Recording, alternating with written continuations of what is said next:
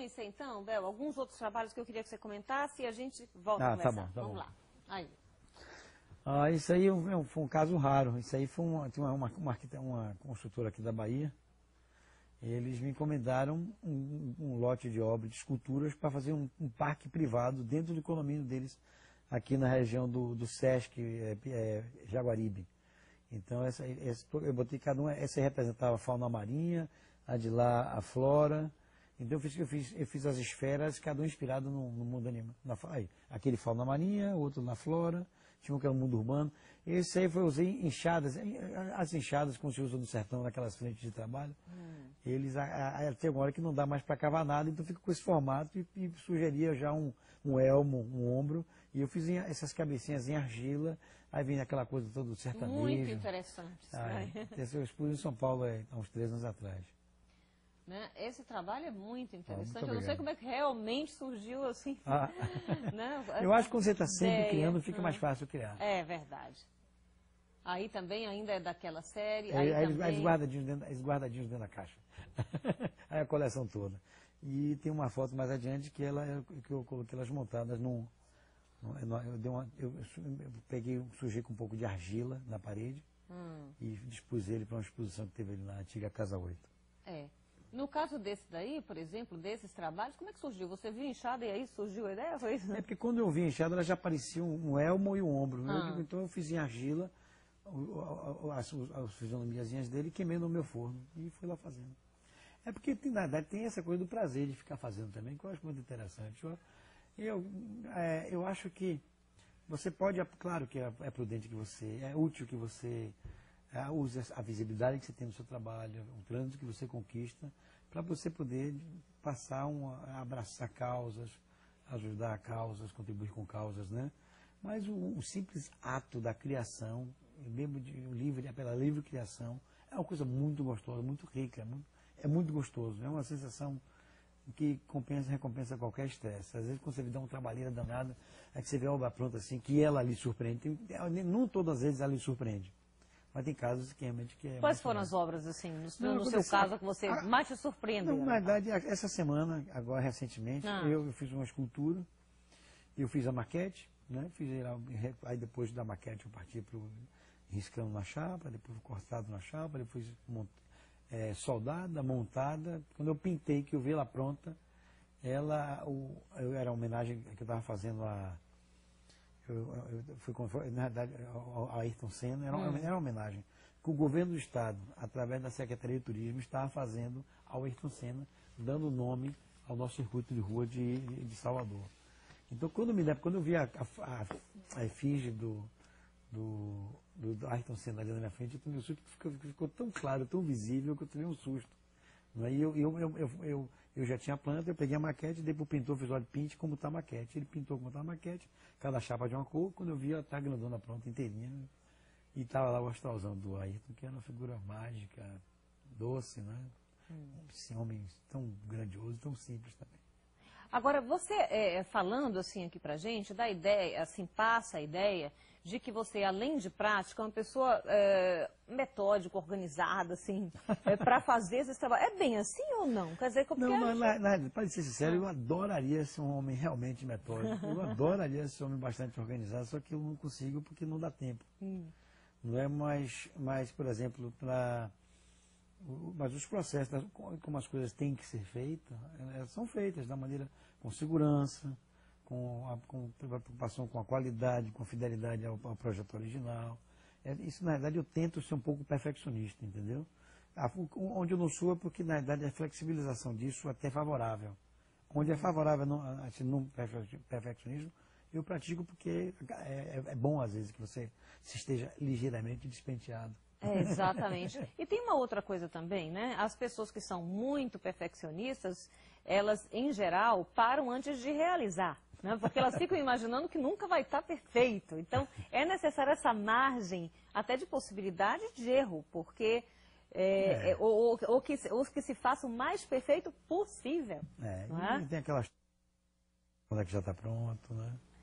Isso eu acho interessante. Mas eu tenho satisfações assim enormes. Quando eu estou...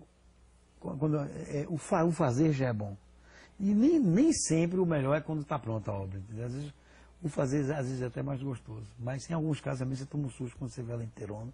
Aí você fala, pô, quando eu olho para a obra, eu tenho a impressão que ela já tinha sido feita. Por você mesmo. Mas Né, esses trabalhos, né, eles de alguma forma também povoam seus sonhos ou não? Olha, às vezes eu tenho sonhos de exposições completas.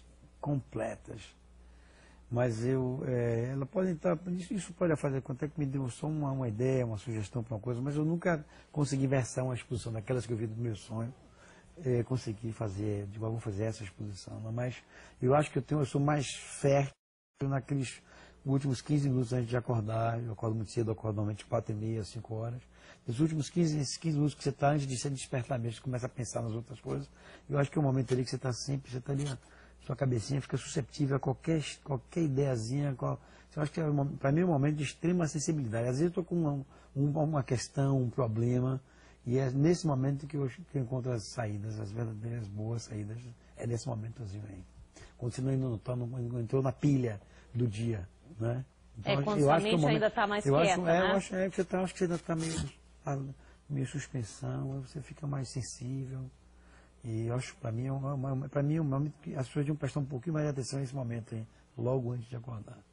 Como é que você define o artista, Bel? O que é o artista? É uma boa pergunta. Nós vivemos na era que todo mundo se sente no direito e na obrigação de se rotular artista. Isso, por um lado, é bom. E, por outro lado, evidentemente, não poderia deixar de ser que incomoda os artistas, porque, por exemplo, se um cara faz um bom pão, ele faz o melhor pão da cidade, ele é um artista. Como um fazedor de pão, ele é um artista dos pães, não é? Mas eu acho que você tem que ter, quando você lidar com a expressão artística propriamente dita mesmo, quando você está com preocupação de tentar criar, de inovar também, entendeu? Você apenas fazer, por exemplo, se um artista fizer muito bem aquele mesmo quadro todo dia, ele deixa de ser artista, entendeu? Ele passa a produzir em série. Eu não sei como é que eu vou chamar isso. Então, uma pessoa que faz muito bem aquela mesma coisa todo dia, ele sente uma obrigação de dizer, eu acho que cada profissão tem o seu rótulo, é normal. Eu às vezes, para alguns desenhos, para algumas gravuras, eu sou um padeiro. Entendeu? Então isso é uma coisa muito relativa. É uma coisa que eu sempre levanto essa polêmica. Agora, uma inquietação e necessidade de inovação para um aquariano, né? Isso daí é uma necessidade visceral. Eu não sei se eu sou aquariano, ou se de tanto eu ler sobre aquariano, eu virei um. Entendeu? Na verdade, eu não sei qual foi a ordem, mas eu me identifico bastante. Você se interessa também por isso? Desde um rapazinho, eu sempre li. Eu acho que de tanto ler sobre aquariano, eu comecei a achar que eu era e virei um. Olha, quem sabe, mas você é mesmo que eu vi a sua data de nascimento e é. Não, o que eu falo não é o signo de aquário, eu estou falando... Assim, a identificação com as características, né, que um aquariano se atribui a um aquariano. Ok, Bel, então a gente vai para mais um intervalo e volta daqui a pouquinho.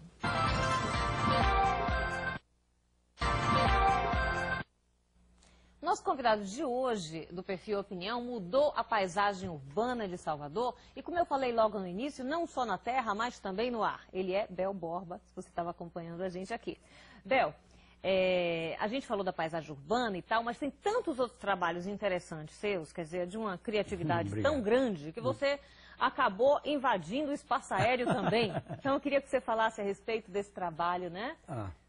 Fez. Na realidade, tem uma empresa de... Pode falar uma empresa? Claro. A Aerostar me convidou para pintar os aviões dele, né? E aí eu falei, olha, para a gente, ao invés de apenas pintar os aviões, vamos fazer uma exposição dentro do seu hangar. Ele, mas como você esvazia, tira todos os aviões dentro do teu hangar, a gente expõe os aviões pintados, e eu desenvolvo uma série de telas inspiradas jogando com os detalhes da planta detalhada dos aviões. E a gente faz uma grande exposição. E ficou por aí. E ficou o fato de... Tá aí a oportunidade, você ensinando as pessoas como criar uma oportunidade, né? Pois é. Então eu pintei os aviões, não é? E foi uma experiência super legal. Tem até no YouTube, quem quiser ver, dá uma olhadinha, tem lá em velocidade acelerada. E, enfim. Um avião, eu tentei jogar com o fato de ser um avião, mas que eu tento transformar em peixes e pássaros. Então, jogando com o nome das pessoas, eram aeroplanos híbridos. Então tinha essa coisa toda da metamorfose, da transformação e de híbridos em geral, não é? Fantástico esse trabalho. Lindo, Muito lindo obrigado. mesmo. Bom, e deu certo, os aviãozinhos estão circulando aqui, eu não sei se os dois ainda estão pintados, mas um com certeza, eu vi a última vez, fazendo essa rota aqui, Morro de São Paulo, Salvador, às vezes além de Morro de São Paulo até o sul da Bahia. Eles passam sempre pertinho aqui, perto daqui da Vitória, por cima da Pituba. Ele faz uma rota baixinha assim, que ele faz um passeio que vai para Morro, né? Morro de São Paulo. E para mim foi uma experiência muito legal. Eu, inclusive, já estou de olho nos Boeings. Inclusive, eu sei que você entrou em contato, né, com algumas... Na época, eu acho que você chegou a propor a VASP, né? Não, também. A VASP tem os aviões ali que estão... Acho que é uma questão qualquer judicial, que eu fico doido para... Porque, na verdade, hoje em dia é mais fácil, que você pode até envelopar um avião inteiro, pintar, e depois tirar o envelope e o avião não estraga, entendeu? Isso por causa de alguém não querer pintar direto na chapa. Mas eu tenho esse sonho de consumo aí, conseguir pintar um avião. Eu fico assim, torcendo para que você consiga fazer e modificar, né, a cara desses aviões, porque eu acho que, mais uma vez, a inovação também para a Bahia, né? Para mim foi, inclusive a empresa, eles concorreram, teve um concurso mundial relacionado a fotografias feitas dos aviões pintados, a gente ganhou um prêmio mundial da empresa fabricante desses aviões. Foi bem interessante, quem me falou foi o Márcio da Aerostar. Você aqui mencionou logo em outro bloco, quando a gente estava conversando, você tentou fazer uma intervenção na época em Nova York e tal. Queria que você me falasse um pouco a respeito do seu trabalho que você expõe em outros países também. Bom, eu tenho feito algumas discussões, mas nada muito expressivo, porque na verdade eu tenho a determinação de concentrar minha produção para a minha cidade. Mas já tem começado a surgir convites para expor fora, não é? Isso tem uma coisa eu fiz na Suíça, fiz Portugal na França, também, Portugal né? fiz algumas. Mas não é, a minha circulação fora do Brasil ainda não é uma coisa expressiva. Eu que rodo muito, que eu adoro viajar, eu faço questão de estar sempre presente nos principais eventos de arte contemporânea que tem. Assim, vai ter Arco agora em Madrid, final de fevereiro, vai ter de novo a Bienal de Veneza em junho, tem Arte Basel, que é uma feira de arte que tem em Basel, na Suíça, que eu vou todos os anos visitar. Não é? De 10 em 10 anos coincide Arte Basel, coincide a Münster, que é de esculturas, tem Bienal de Veneza e da Documenta de Caça também na Alemanha. Então, você está sempre acompanhando? Eu estou sempre acompanhando, isso deixa meu faro apurado para a questão da contemporaneidade, não é? E são obras sempre de artistas grandiosos, onde a escala, né, as dificuldades não são obstáculos para eles. Então isso para mim eu acho que é um bom exemplo, é uma boa aula para mim. Não é? Eu faço questão de estar, em toda a oportunidade que eu tenho de estar nesses lugares, eu quero viver para sentir ao vivo, na pele, ver ali de perto.